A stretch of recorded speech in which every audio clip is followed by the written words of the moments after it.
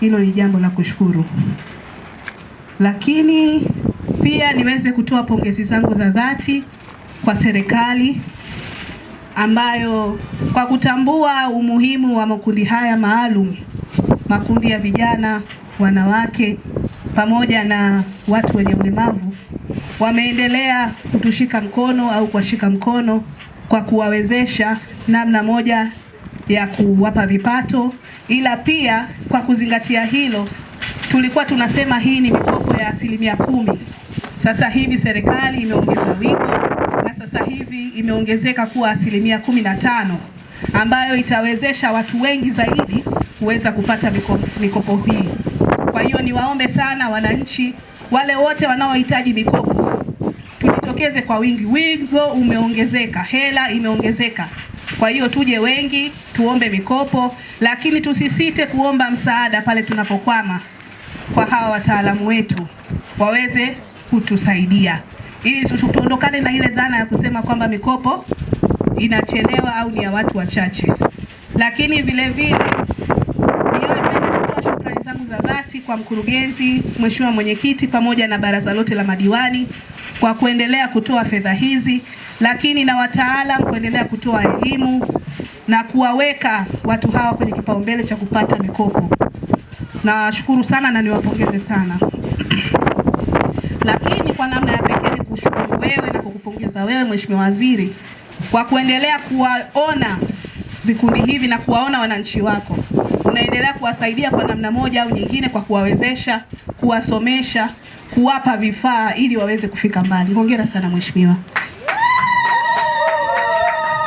Zaidi niwapongeze wanufaika wote mliopo hapa. Mchakato haukuwa rahisi, lakini mmeweza kukidhi vigezo na mmepata mikopo. Hongereni sana. Mwisho ya yote niliyoyasema, naomba niwakumbushe, ukikopa tukumbuke kurejesha, na tunaporejesha inasaidia na wengine kuweza kupata ule mkopo, lakini inatupa pia sisi nafasi nyingine ya kukopa zaidi. Kwa hiyo niwaombe tunavokopa turejeshe kiadilifu ili tuweze kuendeleza halmashauri yetu. Ndugu zangu, leo tupo hapa kwa ajili ya shughuli hii ya kugawa mikopo ya 10% ambayo mgeni rasmi ambaye ndio mheshimiwa wetu mbunge wa jimbo la Makambako ndio atakayefanya shughuli hii. Lakini ndugu zangu, niwaombe sana wale wanufaika na hii mikopo mtakaopata leo, huu ni mkopo, sio zawadi. Huu ni mkopo na imani mtakuwa mmepata semina ya kutosha. Huu ni mkopo ambao hauna riba, ambao tunatoa kwa kundi la kina mama, kundi la vijana na kundi la walemavu. Lakini washukuru sana Makambako, mnajitahidi sana, mkikopa mnarejesha. Na huu ni mkopo ambao hauna riba. Kwa na ninyi mnayekwenda kupata huu mkopo leo, naomba muwe mfano mzuri, mrejeshe kwa wakati. Tunashukuru viongozi kwa ujumla kutusikiliza sisi walemavu kupata mkopo. Mungu awabariki. Asante sana. Mkopo hii tuliowezeshwa siku ya leo, tunatumia muda huu kutoa shukrani zetu kwa Mheshimiwa Rais Hassan Samia Suluhu, kwa mbunge wetu Chongolo na hata kwa mwenyekiti wetu wa halmashauri Mlumbe na viongozi wote ambao wametusababishia kufanikiwa kupata mkopo siku ya leo. Tunawashukuru sana. Sisi kama kina mama mmetuwezesha ili kwamba tuachane na ile mikopo ya kausha damu, tutulie kwenye familia zetu, tufanye biashara kwa utulivu.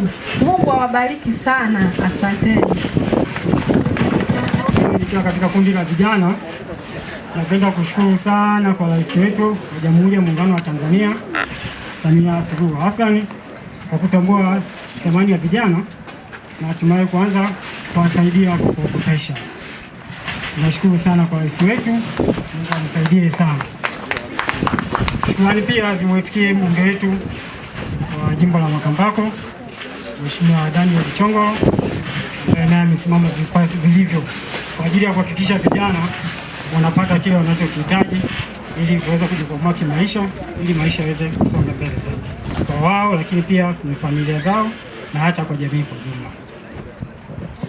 Nashukuru pia kwa mkurugenzi wetu wa halmashauri ya mji Makambako, namshukuru sana kwa usimamizi wa mchakato wote jinsi ulivyoenda, lakini pia msahau mwenyekiti naye pia sisi kama vijana tunamshukuru sana kwa usimamizi ulio bora.